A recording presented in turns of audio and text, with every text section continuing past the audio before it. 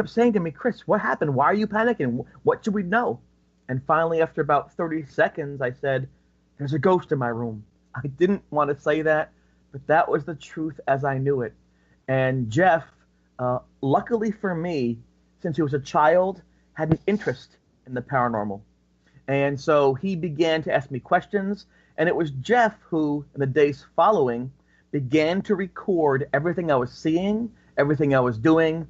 And those notes became known as the C2D1 journal notes. Those notes were used for the sci fi show, for the film Please Talk With Me, for Tim Shaw's book. Everything you see out there that wasn't generated by me specifically is based off of those notes, which give you a real time viewpoint into the outbreak of this haunting. And so it's called the C2D1 haunting because my room in college was C2D1, C building, second floor, D quad, first room. And so it wasn't by design. The first door I came to, I knocked on. Jeff was there. Jeff was interested in what's going on. He began writing his notes, and the rest just took off the way it did. What do you think about the fact that you became a bit of an urban legend?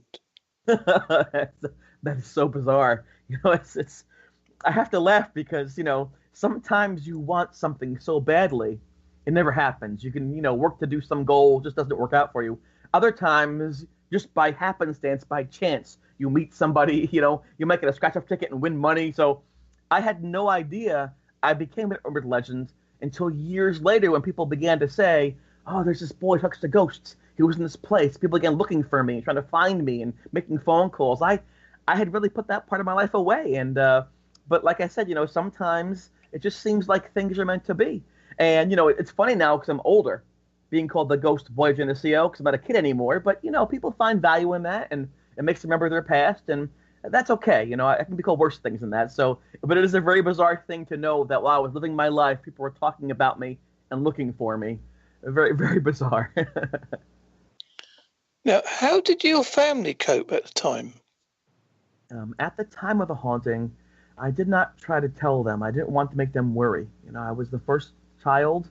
I was the first one to go to college. I didn't want them to think that things were going poorly.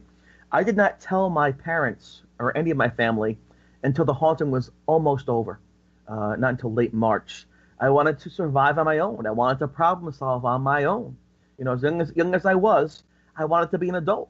I wanted to be responsible. When we're in a marathon at the 25-mile mark, you're on your own.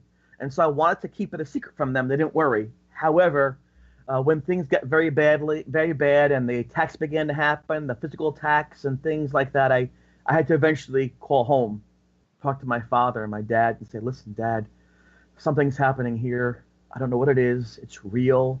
I'm really scared. I need your help. And at that point in time, my father drove up to college to see me. And I was very thankful because that meant he cared about me. So some people don't have a father or a mother. I'm very lucky I had both at the time. And they love me and I love them. And so I was fortunate enough to have parents.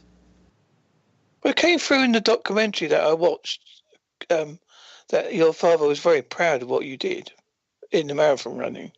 Oh, yeah, he's the one that got me started. I was a very quiet child. I read a lot of books. I read encyclopedias. I looked at maps, but I never went outside. I never did anything physical. And so he chased me. He got a stick and chased me down the street. Run, run. He chased me for miles. And he said to me, you see, you have a talent. Look how fast you run. I don't mean to scare you, he said, but if you don't try things, you won't do things. He said, you're so gifted. And I guess he was right because I began running with the high school team when I was when I was like 13, 14 years old, with the fastest runners. So thanks to my dad, he believed in me and he pushed me. And I think as a father for him, he wants the best for me. And I love him for that. I love him for that. And, those memories, you can't relive again. I just look back and think how lucky I was to have a dad that loved me. And that's as important to me as any of the ghost stuff, So I feel blessed about that.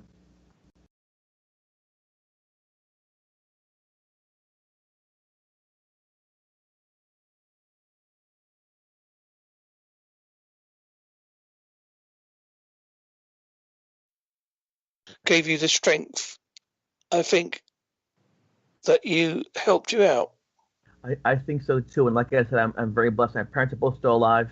My dad still runs every day, so I'm very proud of him. So yeah, I understand how fortunate I was to have a nice family. Do you help others that may have gone through the similar stuff to you? That I try to, and that's a goal that I have. But helping somebody is different for every person. Some people need advice, some people need physical assistance, some people, so everyone's different a little bit. So if people approach me and ask for help, guidance, information, I will always try to offer that. But I always let them know, there are no guarantees. And so the way I did things may or may not work for the way, they're doing things. But I like to help out, and because they put stock in my words and my experience, I try to make sure I give them the same respect back. We're going to a break now, Chris. We'll be back after the break.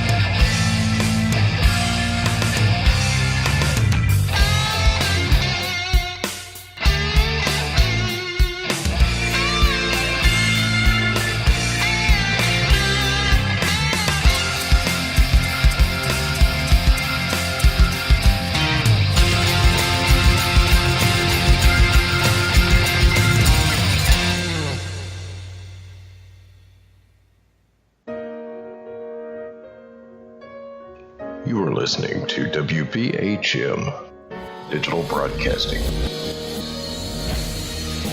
the best in paranormal talk radio.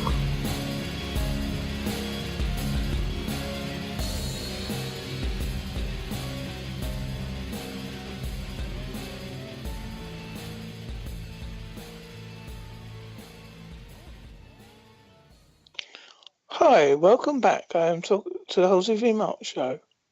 I am talking to Christopher DeCesare. Hi, Chris. Hello. Now we was talking about earlier about how it affected you at the time and how you tried to help others.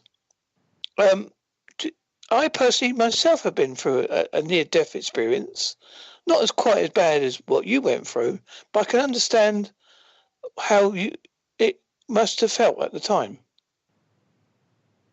Yeah, I don't think that people expect this to happen. I'm sure you were caught off guard initially, and that's life. Sometimes good things happen in life, and bad things happen in life. For every good thing is a bad thing, and that's why I was saying before to underline the good things and appreciate them, because there are still things like cancer, there's still things like war, there's disease, there's divorce, there are a lot of things, addiction, that people go through every day, and those challenges, I think, help define who we are, because everyone struggles. And I think that the person you become when you deal with these struggles, if you decide to do that, likely makes you a stronger or a better person. There's no perfect person. And I like to think that because of this experience, I am a person who listens more, a person who considers things with a more open-minded fashion, and a person who appreciates, the things in my life that I do have. Like I said, I was so young. I was a teenager when this happened, and when you're a teenager and things happen to you, and all of a sudden the newspapers are there, or the TV shows are there, or like, what is going on? It's not what I wanted for myself or my life. But I had some good friends. I mentioned Jeff to you before. My roommate's name was Paul. There was Linda was there, and Beth, and Judy, and Craig, and it was nice that way. And then I also had a nice family. I mentioned my mom and my dad. I had two sisters, Nicole and Melissa. There was that going for me. I like to run. So I tried to focus on the good things that I did have, and we all have those things, while the bad things were going on. But I have to tell you, and my experience is this: no matter how strong you are, no matter how fast you run, no matter how smart you are, when you don't understand your environment, it's very hard to live in it or work in it. And that's where I found myself. Have you developed any psychic abilities after this event? Well, it's funny you asked that. Right before the haunting began, as far as I recall, it might have happened before then, but I wasn't paying attention. The first thing I noticed occurred on February 11th, 1985. But 12 days prior, Ed and Lorraine Warren, The Conjuring, Amityville Horror, Annabelle, Haunted Connecticut, came to my school, my college, and they gave a presentation, a lecture. And they had slides, they had the EVPs they played. At the end of the lecture, they said, come and say hello to Lorraine and Ed. At the time, Lorraine was 39. She's in her 90s now, and Ed has passed away. But when I went to go say hello, Lorraine Warren would not shake my hand. She refused. And she said, I won't shake your hand because I don't want to know my future. I thought, what is he talking about? And later in the haunting, my friend Jeff suggested that maybe she sensed you had some kind of ability or some kind of gift. Maybe that's why you can see the ghost so quickly and so easily. I spoke to Lorraine Warren's daughter 2 years ago, and she said to me, oh my gosh, you're the ghost boy. My mom loved you. I said, no, she didn't.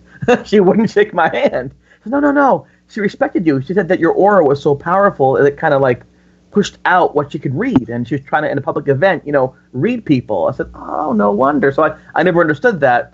But I remember when I was a small child, I must have been 11 years old, my great-grandfather passed away. And about 6 months later, I was in the back of the yard, and I was hitting a baseball.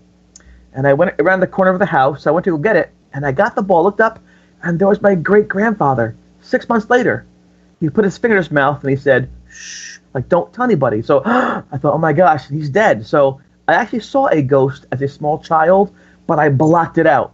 He said, shh, don't tell anybody, be quiet about this. So I tried to forget that. And when I was in the haunting, I recalled, oh, my gosh, that's what happened. And so over the years, yes, it seems as though I can see certain things and hear certain things, but my experience during the haunting itself was so negative. It was so overwhelmingly traumatic that I have never developed or worked to develop any of those talents or gifts or abilities. So I prefer to stay in my safety net and not do that. But I think it's a choice everyone makes because of my experience. It's like this. If you have your first girlfriend or boyfriend and they do terrible things to you, they embarrass you, they cheat on you, you might say, you know what? I'm done. I'm not going to get married. I'm not going to have a family. I'm done. Or you might say, well, try it again. Roll the dice and see if the second time works. For me with the paranormal, up until the TV show happened in the movie, I just put it in a box, wrapped it up, and put it in the closet, and that was it. So I never really have. But, I'm content. I'm content with my life. I'm content with the knowledge that my experience that I did have has value to folks, and that it does hopefully shed some information to people and that maybe they can use someday. I was wondering, who inspired you to write this? Write the book. There had been, over the last few years, a TV show, a second show, a film, books about me. And I was at a convention in Pennsylvania. A gentleman Someone named Eric Werner said to me, listen, we have all these